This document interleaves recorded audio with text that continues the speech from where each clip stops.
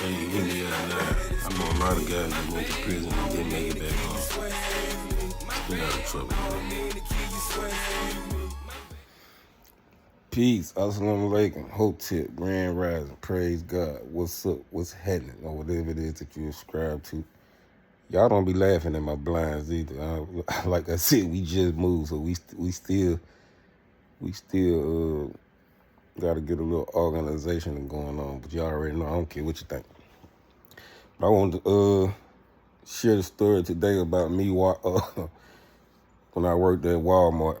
I think I stayed at Walmart about a year. I don't even think it was a year. Almost a year, about 8 months. And I walked up out that motherfucker, ready to fight. And that's how I met Georgiana. But you know, we kept in contact. We still keep in contact. That's my dog for sure. And yeah, I gotta shave. I'm about to get up in a minute because I gotta go get to the money. So I'm gonna shave and whatnot. Probably cut my hair. But I thought about the story, so I'm gonna go and share it. But before I share it, let me go to commercial break if I may, so I can address the comments section. Again, I appreciate everybody rocking with your boy. I'm almost there. And somebody gave me some advice last night that I need to get a microphone, especially when I'm doing my skits. I uploaded that 48-hour skit. So I need y'all to comment on anything and let me know if y'all can hear me clearly. If not, whatever video it is, I'm going to redo it. I really hate to do that, but it is what it is. I got to give y'all what y'all want and what y'all deserve, because y'all rocking with me, and I'm rocking with y'all, and we going to rock out. So, to the story. All right, so when I first, let me get a backstory. So my son, mom, y'all know I got 3 boys. I got my oldest is the girl, then I got an older boy, then I got the twin boy. And my older boy, he live with me too. That's my soldier. He 14, going on 15. Real good dude. My son, he real respectful, but he ain't gonna play with you. My son, he originally he grew up in the project.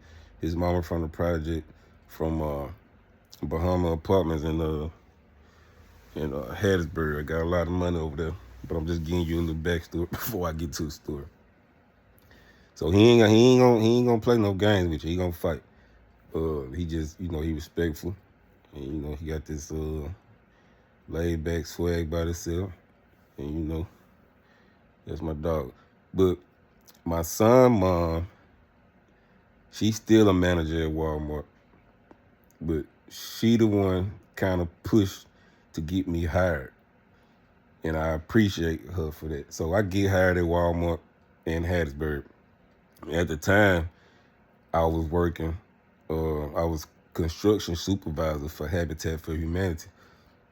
Now, damn near every job I done worked on, I always move up because, I'm built like that, man. I'm just a go-getter. I work hard. I think. I strategize. You know what I mean? And I know I'm a people's person. I know how to communicate. I know how to speak. So, people, they attracted to me, and they know I'm going to do the job. So they going to hire me. Within my first month working at Walmart in Hattiesburg, I got a position. I became a team lead. I was a team lead over there in Cab 2. So how I got the position, the same dude that hired me, he was my coach, he was my manager. And he seen me check a white boy one day. Now, I don't want these folks in my business and letting them know that I done been to prison. Now, in the past, like when I was going to college and stuff, I used to use that story because I know, because I understand the psychology. I understand that people look at you. Some people look down on you, but for the most part, people love an underdog story. And I did 12 years in prison. I went to prison when I was 16, and I got out when I was 29. So people love an underdog story, and I used to always tell the story no matter where I'm at, because I know it was gonna get me what it was gonna get me the results that I needed. But I ain't want these folks in my business. This is my first corporate job, and I was rocking with it. I loved it. I became a manager my first month. But anyway, dude, he seen me check a white boy. Now, the white boy, he lied about something. I can't remember what it was. He lied to my homegirl. I had a homegirl from the L working in there at the time. And I went and checked him, and the coach, he seen it because he always peeping and watching people. He just one of them police, one of them Walmart police folks. I'm like, man, this ain't your stuff, bro. What you doing? But anyway, he was just doing his job. He cool dude. But he seen me check the white boy, and he respected it. He came to me. He like, bro, it could have been something big. Like, I usually write people up for that kind of stuff. But he said, man, I respect you. And then him and my son mom was cool, so she probably done told him that I've been in prison, and so he like, well, shoot, he probably thinking in his mind, well, shoot, I can use him as he'll be one of my soldiers. He'll go do all my dirty work for me. That's what he thinking. But bro, I ain't slow, and like I'm always saying, my game is to keep my mouth closed, and when I strike, and you ain't gonna know it until it's over with. So I ain't slow. You know what I mean? You could think you getting over on me, but when I strike, I'm gonna strike hard. But so he was like, you need to come be my team lead in the back. And cap two, we unload the truck. So I'm like, yeah, that's extra money. I don't know how much I'm gonna be getting paid. I think he said they're gonna start driving like I think it was like $17, $18. I'm like, hell yeah, let's get it. He like, you gotta do the paperwork first, and I gotta get you approved by Maisha. Now Maisha is the store manager. She the reason that I quit. But overall, Maisha, she was cool. But everybody thought I was messing with her, but I wasn't messing with her. I should have. No, let me stop. So he like, I gotta get it approved first. So he run it to Maisha. She approved it, and I'm the new dude. Everybody, all the females, they checking me out. I'm clean every day, especially when I got the position. But when I first started, I didn't give a fuck because I was working 2 jobs. I was working at Habitat for Humanity, and it was so smooth at Habitat. They let me work how I want to work because they know I'm gonna get the job done. We building houses from the ground up, and we doing stuff like that. Making trips to Lowe's, and I had to unload the truck and load the truck. So it was smooth. Like once I got everything done, I could go clock in at Walmart. My shift was when I got the position, my shift was 2 p.m. until 11 p.m. So I got the position. I'm working both jobs, and I just decided to go on and leave Habitat because I'm rocking with Walmart. Like I'm gonna make it do what it do because I like it, and anything that I like, I'm gonna go hard at it. And Walmart got a lot of benefits, and I was eating. I was making some money. Got me a new car within my first 2 months, so I'm eating. So Maisha, the store manager, they about to move her to Louisiana. This is how I met Georgiana. And so when she make this move, I guess she being strategic. She been a store manager, I think, for like 8 years. She young.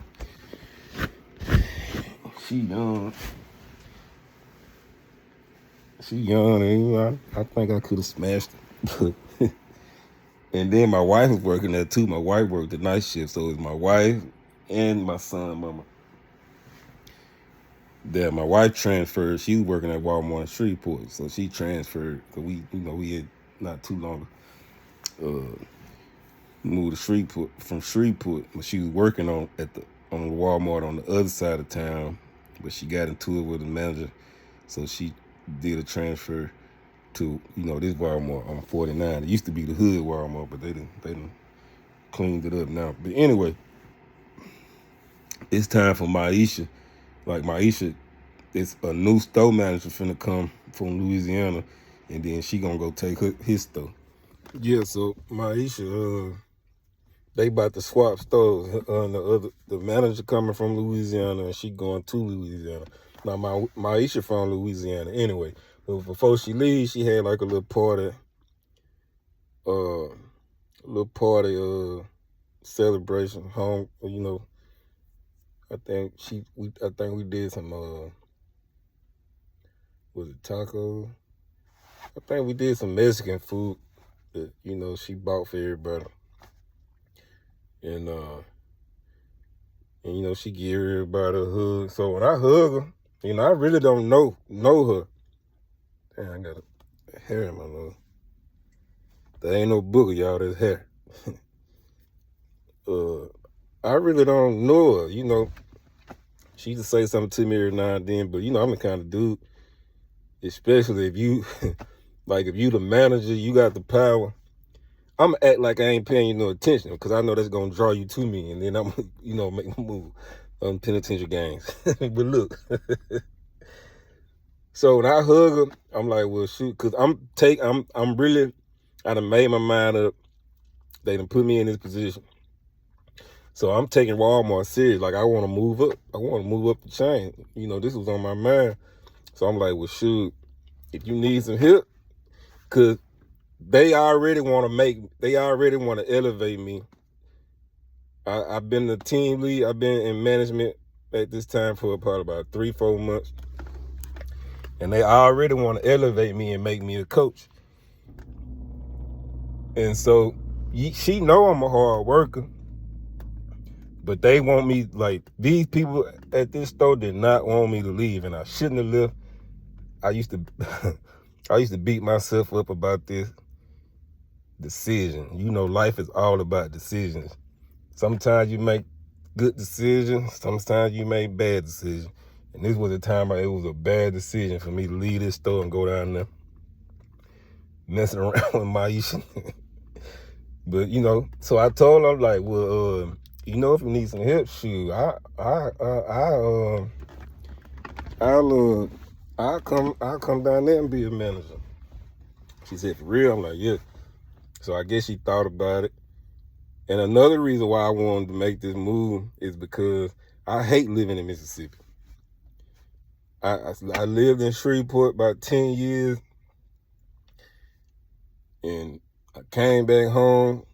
I think I was in Mississippi about maybe a year and a half, 2 years before I moved to Louisiana.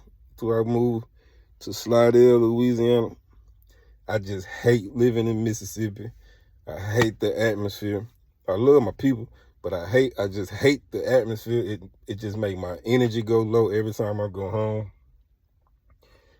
And I just hate it. I hate that. So this was on my mind, like, you know, I want to take this opportunity. It's another opportunity for me to get the hell up out of Mississippi.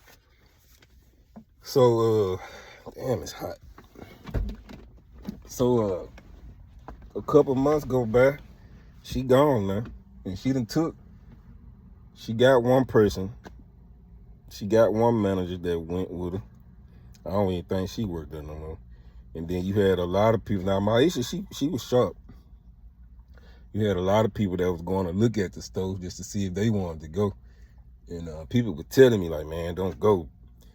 You know, you get the same position here, but it's more money down there. This is what I'm looking at. This is what I'm thinking. And boy, I tell you, I went down there. I mean, I don't give a fuck. I'ma still work, but I'm starting to realize what kind of person Maisha is, and you ain't finna play with me. So to make a long story short, you know, she always fussing, but you know, I'm accepting it because, you know, she the boss and I'm riding with her because she got me thinking that them people down there don't like her, they're against her, and you know, we come from the same store. You know, she was laying it down like that. But she was doing that. She was putting everybody against each other. And I hope Maisha watching it, so you know damn well what she was doing. She was putting everybody against each other, and she was telling people don't help me. Like, she trying to see me drown, but she don't know that, you know, these people talking to me, especially yeah, I ain't gonna say her name, but so one day I woke up, and another thing, I was working long hours. Now, when you a coach, you on salary, so you gonna work, but you supposed to be just managing. But at this particular store, the manager who was down there, he had it so messed up. So My issue was trying to get it organized, you know, how she had Hattiesburg. But this Walmart was so damn big and so busy all the time, like. So I'm working long hours. So I woke up, and now it was another manager. It was two more, Miss Courtney, and it was a white boy. Me and the white boy didn't get along. This is really who this story is about. So I wake up that morning, and I got it on my mind. I'm frustrated, I'm agitated, and today is the motherfucking day. And you can go argue with your mama. That's how I'm feeling. Today is the motherfucking day. Good morning, America. That was dead, I would have said. So I get to work, and she fussing about something. But she ain't there. She calling people fussing. I can't remember what it was. But everybody blamed me. Now, you had some people play at that Walmart play those type of game. Well, any job you go to, they're gonna play those type of game. Blame the new guy. You know, the ones who didn't want me there anyway. They played the blame the new guy game. And she called me.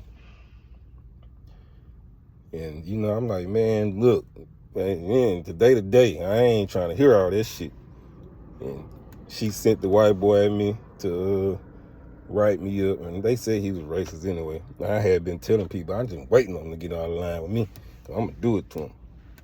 So he come to me, he was like, man, you finna get rolled up for something. So I'm like, man, get the fuck out of my motherfucking face. I ain't trying to hear that. And he started bagging up. Cause he see I'm on there. He started bagging up. He like, man, you why you talking to me like that, man? Why you talking to me like that, man? He don't want me there anyway, cause he messing with my ugly Luigi looking white boy. So I'm like, man, I ain't trying to hear that shit. So he bagging up like he ain't want no smoke. Like I'm finna write you up. I'm like, man, I don't give a fuck. Go write it up. So I call my wife, pull out the phone. I say, look, today one of these days, I ain't feeling it. I'm finna walk up out this motherfucking door. But I'm calling to ask you, cause you know we husband and wife. We in a new city.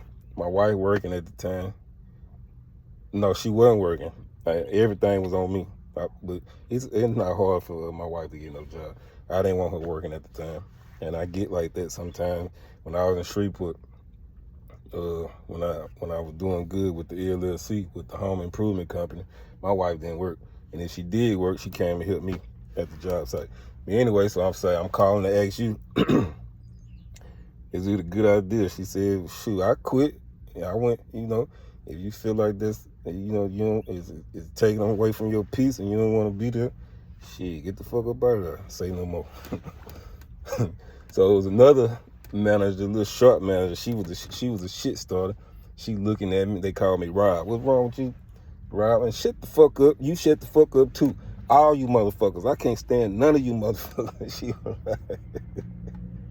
She was like, well, what'd I do? Shut up, bitch. And I walked up by that motherfucker door. Yeah, so that's the story of me and Walmart. But I'm finna go get to the money. Y'all be good, stay out of trouble, stay out of prison. Until the next story, peace.